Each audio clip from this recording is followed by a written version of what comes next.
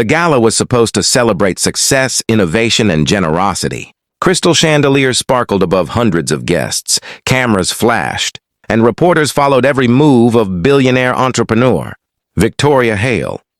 Yet despite her wealth and influence, there was only one person she truly cared about that evening, her 8-year-old daughter, Lily.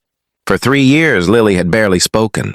After surviving a terrible car accident that claimed her father's life, the once cheerful little girl retreated into silence. Doctors called it selective mutism caused by trauma. Therapists tried everything, but Lily communicated only through nods, drawings, and the gentle squeeze of her mother's hand. Victoria carried the weight of guilt every day. No amount of money could buy back her daughter's laughter. Across town, former Navy SEAL Ethan Brooks lived a completely different life. After leaving the military, he worked as a youth fitness instructor, helping children build confidence through games and outdoor activities. He never spoke much about his service. To him, the greatest victories were not won on battlefields, but in helping frightened kids believe in themselves. That evening, Ethan volunteered at the charity event, supervising activities for children while their parents attended the auction. Unlike everyone else, he didn't recognize Victoria immediately. To him, she was simply another worried mother trying her best. When Lily wandered away from the crowded ballroom into the quiet garden, Ethan noticed her sitting alone beside a fountain, carefully folding paper into tiny boats. Instead of asking questions, he sat a respectful distance away and folded one himself. For several minutes, neither of them spoke. Then Ethan placed his paper boat into the water. Lily looked at him. She gently added hers beside his. Soon the fountain carried a tiny fleet of paper boats floating together. Victoria found them moments later. She apologized, embarrassed that her daughter had slipped away. "It's all right," Ethan smiled. "She's excellent at making boats." Victoria sighed. "She doesn't usually stay near strangers." Ethan shrugged. Sometimes silence feels safer than conversation. Those words surprised Victoria. Most people tried too hard to make Lily speak. Ethan simply accepted her. The charity organizers invited everyone inside for the final fundraising presentation. As Victoria walked toward the stage holding Lily's hand, she noticed her daughter repeatedly looking back at Ethan.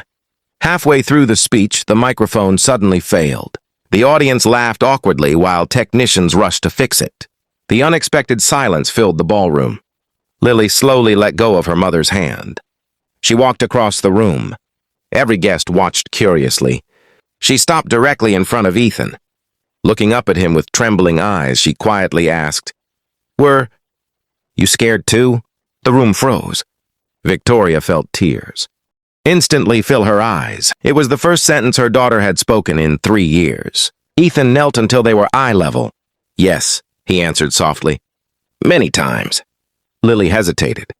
"But you kept going?" "I did." "How?" Ethan smiled gently. "Because courage isn't being fearless. It's taking one more step even when you're afraid." Lily wrapped her small arms around his neck. The ballroom erupted into emotional applause, but Ethan barely noticed. His attention remained on the little girl, who had finally found the courage to use her voice again. Over the following months, Victoria invited Ethan to volunteer at Lily's therapy sessions.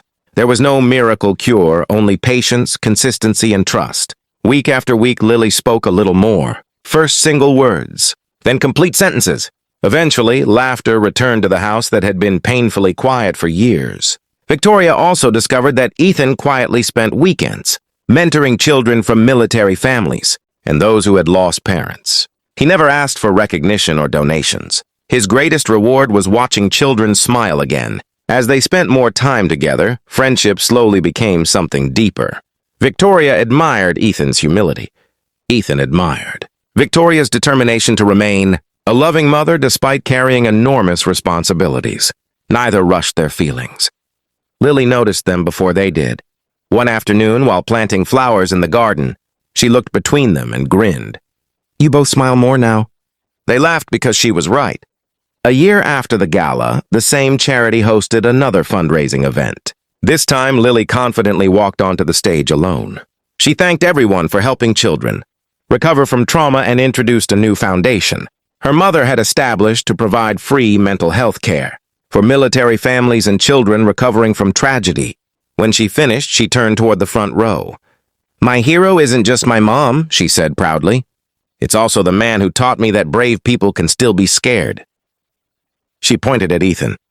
The audience stood in applause. Victoria reached for Ethan's hand. He squeezed it gently. No dramatic proposal was needed. They both understood that love had quietly grown from kindness, patience, and shared healing.